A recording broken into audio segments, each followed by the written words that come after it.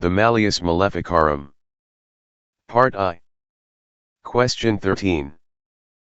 Herein is set forth the question, concerning the two divine permissions which God justly allows, namely, that the devil, the author, or all evil, should sin, and that our first parents should fall, from which origins the works of witches are justly suffered to take place.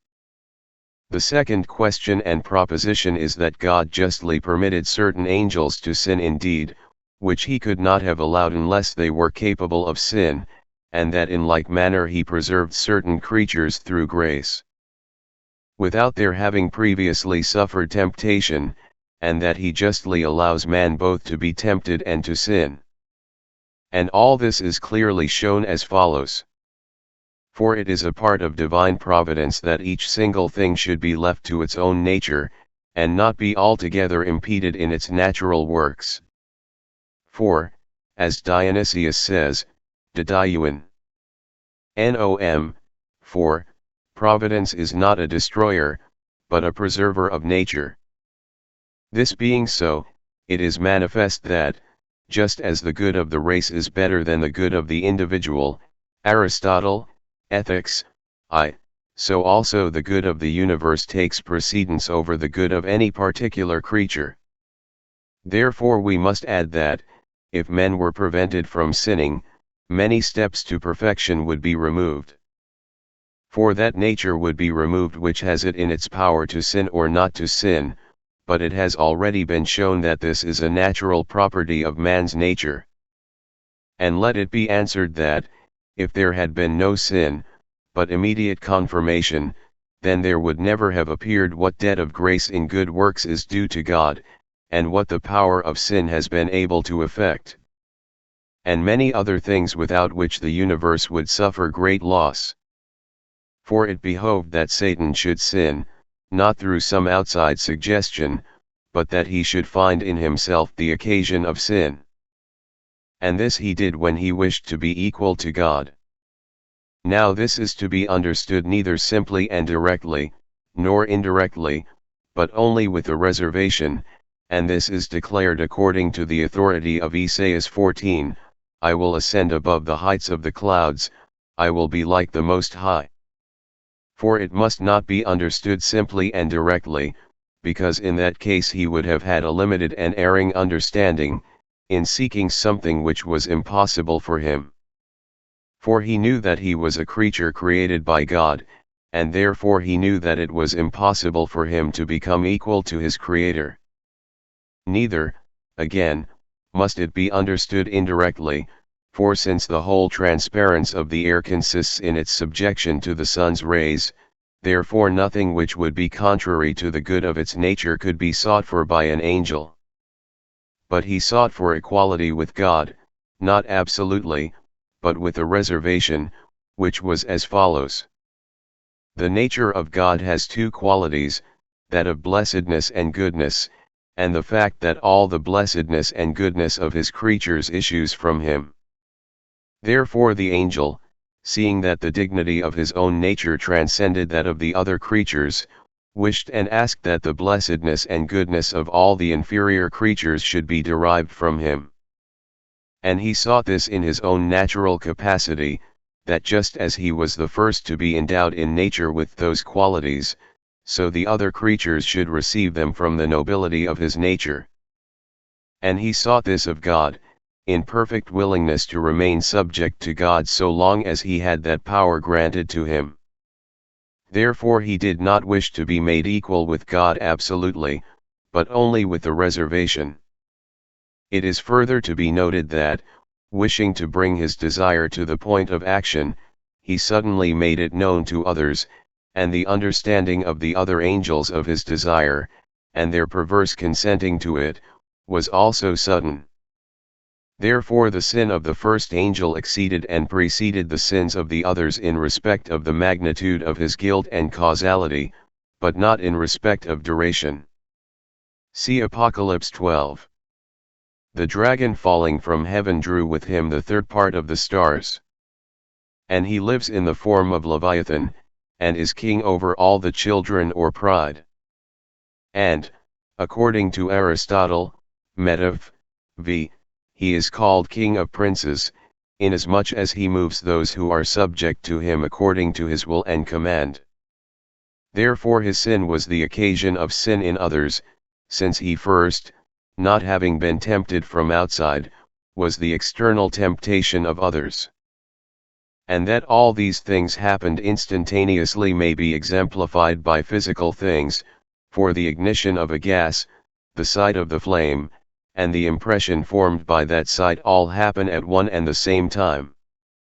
I have put this matter at some length, for in the consideration of that stupendous divine permission in the case of the most noble creatures with regard to the one sin of ambition, it will be easier to admit particular permissions in the case of the works of witches, which are in some certain circumstances even greater sins. For in certain circumstances the sins of witches are greater than that of the angel or of our first parents, as will be shown in the second part. Now the fact that the providence of God permitted the first man to be tempted and to sin is sufficiently clear from what has been said concerning the transgression of the angels. For both man and the angel were created to the same end, and left with free will, in order that they might receive the reward of blessedness not without merit. Therefore, just as the angel was not preserved from his fall, in order that the power of sin on the one side and the power of the confirmation of grace on the other side might work together for the glory of the universe, so also ought it to be considered in the case of man. Wherefore S. Thomas, 2, 23, art. 2, says, that by which God is glorified ought not to be hindered from within.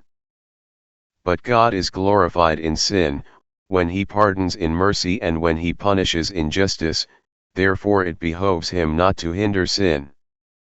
Let us, then, return to a brief recapitulation of our proposition, namely, that by the just providence of God man is permitted to sin for many reasons. First, that the power of God may be shown, who alone is unchanging while every creature is variable.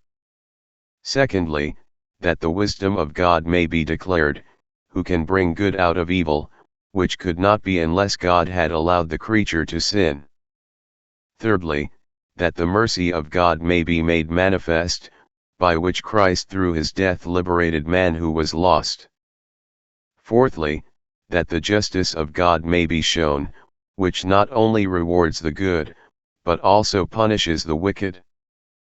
Fifthly, that the condition of man may not be worse than that of other creatures, all of whom God so governs that he allows them to act after their own nature, wherefore it behoved him to leave man to his own judgment.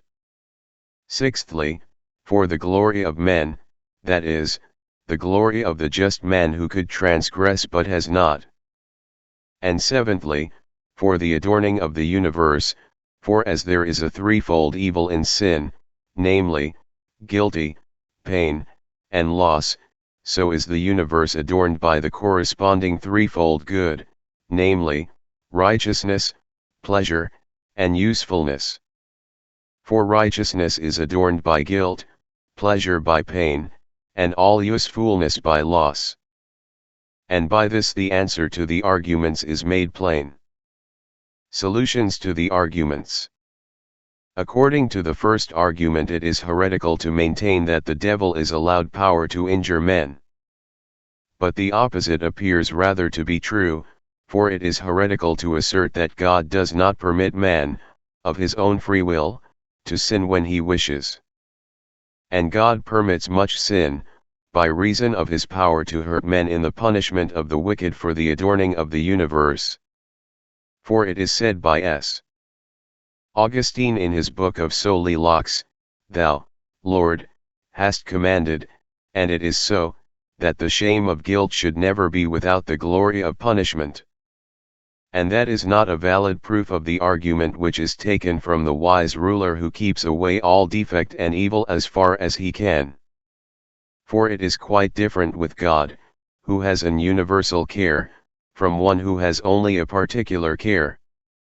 For God, whose care is universal, can bring good out of evil, as is shown by what has been said. For the second argument, it is clear that God's power as well as his goodness and justice are manifest in his permission of sin. So when it is argued that God either can or cannot prevent evil, the answer is that he can prevent it, but that for the reasons already shown it does not behove him to do so. Neither is it valid to object that he therefore wishes evil to be, since he can prevent it but will not, for, as has been shown in the arguments for the truth, God cannot wish evil to be. He neither wishes nor does not wish it, but he permits it for the perfecting of the universe. In the third argument Augustine and Aristotle are quoted on the subject of human knowledge, saying that it is better for a man not to have knowledge of that which is evil and vile for two reasons. First, that then he will have less opportunity to think of evil, since we cannot understand many things at the same time. And secondly, because knowledge of evil sometimes perverts the will towards evil. But these arguments do not concern God, who without and detriment understands all the deeds of men and of witches. For the fourth argument, Paul accepts the care of God from oxen, to show that a rational creature has through free will command over its actions, as has been said.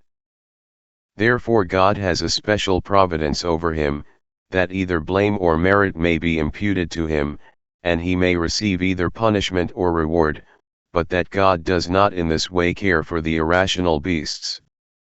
But to argue from that authority that the individuals of irrational creation have no part in divine providence would be heretical, for it would be to maintain that all things are not subject to divine providence, and would be contrary to the praise which is spoken in Holy Scripture concerning the divine wisdom, which stretches mightily from end to end and disposes all things well, and it would be the error of the Rabbi Moses as was shown in the arguments for the truth.